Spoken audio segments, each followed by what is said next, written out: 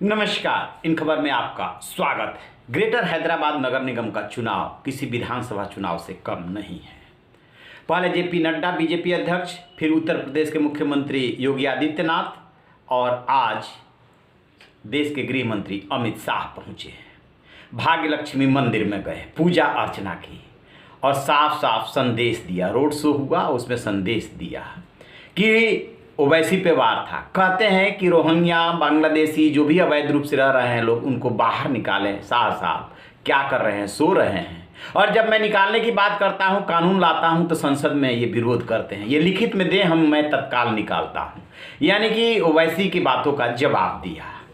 कल जो है जब योगी गए थे वहाँ पे उनका भी रोड शो हुआ था, जिसमें नारे लगे थे कि आया आया शेर आया।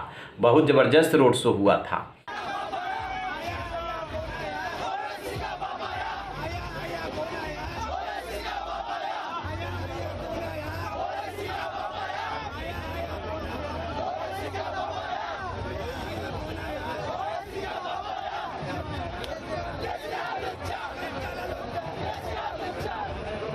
उसमें जो है उन्होंने, योगी ने जो है भाग्यनगर, हैदराबाद का नाम बदल करके भाग्यनगर करने की बात कही है। पहले भी वो बोले थे, कहा जाता है कि हैदराबाद का नाम पहले भाग्यनगर ही था।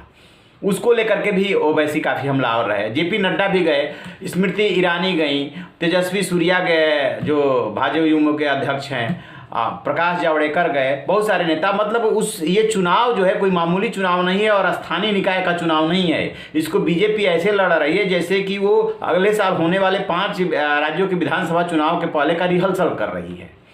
अब उस पर जो है ओवैसी ने जवाब दिया है, तो सुनिए ओवैसी क्या कह रहे हैं। बीजेपी के जितने लीडर्स हैं, मिनिस्टर है, चीफ मिनिस्टर है, वो ये कह रहे हैं कि हैदराबाद का नाम बदल दिया जाएगा। मैं तालाब सिंचलन की आवाम से सवाल कर रहा हूं, क्या आप चाहते हैं कि हैदराबाद का नाम तब्दील किया जाए? क्या आप हैदराबाद का नाम भाग्यनगर रखना चाहते हैं? क्या आप हैदराबाद के नाम को हैदराबाद बरकरार रखना चाहते हैं? जब आप हैदराबाद के नाम को हैदराबाद बरकरार रखना चाहते हैं, तो मेरी आपसे गुजारिश है कि बीजेपी को शिकस्त दीजिए, मजलिस को कामयाब करिए। और ये बीजेपी ये कह रही है कि पुराने शहर में यहां पर पाकिस्तानी रहते हैं, यहां पर अफगानी रहते हैं, यहां पर रोहिंग्या रहते हैं। और बीजेपी कह रही है कि पुराने शहर के इस इलाके में सर्जिकल स्ट्राइक करेंगे। मैं बीजेपी को बता रहा हूं, याद रखो, ये बबरदखियां तुम किसी और को देना। ये हैदराबाद की सरजमीन है, ये कोई बिहार की तरह जो तुमने कामयाबी हासिल की कांग्रेस के खिलाफ, यहाँ पर तुम वो चाल नहीं चल सकते। यहाँ पर हम हर चाल को तुम्हारे समझते हैं और इंशाअल्लाह ताला पुराने शहर की आवाम, तुमने जो पुराने शहर की तौहीन की है, इसका जवाब यहाँ की आवाम 1 दिसंबर के दिन मजलिस के अपना एक और डालकर इनके मुंह पर एक तमाशा रसीद करेगी और उनको बता देगी कि पुराने शहर में लोग अमन के साथ रहते हैं। यहाँ पर कोई पाकिस्तानी या रोहिंग्या नहीं रहता।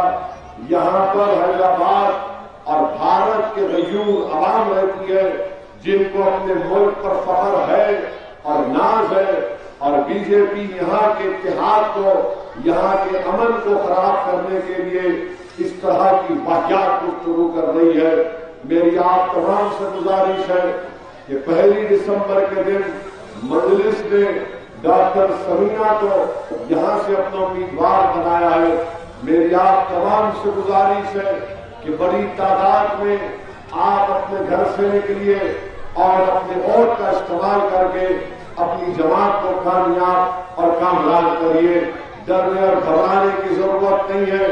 आज हैदराबाद के बल्दिया के इलेक्शन में जो कोई भी बीजेपी का लीडर आता, वो सिर्फ आपके भाई दूल्हे भाई असदुद्दीन ओवैसी के बारे में बात करेंगे।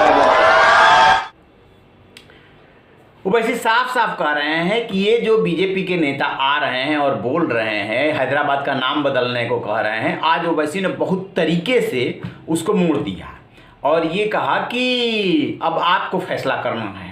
और वोट के रूप में जो है फैसला करके और उनको तमाचा रसीद कीजिए। यानी कि साफ सी बात है कि वो ललकार रहे हैं वहाँ के लोगों को कि आप जो है वोटिंग कीजिए और उनको जवाब दीजिए, क्योंकि ये तो हैदराबाद का नाम बदलने की बात कर रहे हैं, यहाँ के लोगों को पाकिस्तानी बता रहे हैं, निकालने की बात कर रहे हैं। यानी कि दोनों तरफ से, चाहे असदुद्दीन ओवैसी की AIM हो या बीजेपी हो, पूरी ध्रुवीकरण की कोशिश की जा रही है। इस बार क्या है कि ओवैसी की जो पार्टी है वो 50 सीटों पे चुनाव लड़ रही है पुराने हैदराबाद में, और अभी जो सत्ता में है, पिछली बार ओवैसी की पार्टी को 44 सीटें मिली थी, अभी जो सत्ता में है वो TRS है, उसको 99 सीटें मिली थी, बीजेपी को 2-3 सीटें मिली थी।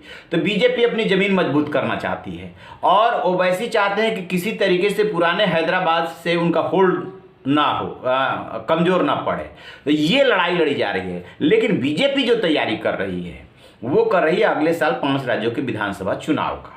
उसमें पश्चिम बंगाल है, उसमें केरल है, उसमें तमिलनाडु है, तो वो उसकी तैयारी कर रही है और ओवैसी भी कहीं ना कहीं उसी की तैयारी कर रहे हैं। क्यों?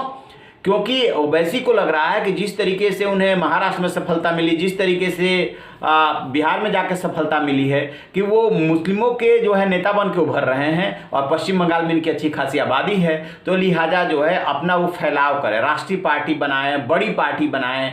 तो वो भी अपनी रणनीति के तहत चल रहे हैं, बीजेपी भी अपनी रणनीति के तहत चल रही है। अब देखते हैं कि किसको कितनी सफलता मिलती है। आरोप तो ये भी लगता है कि ओवैसी को बीजेपी ही मजबूत कर रही है और करती है। क्यों?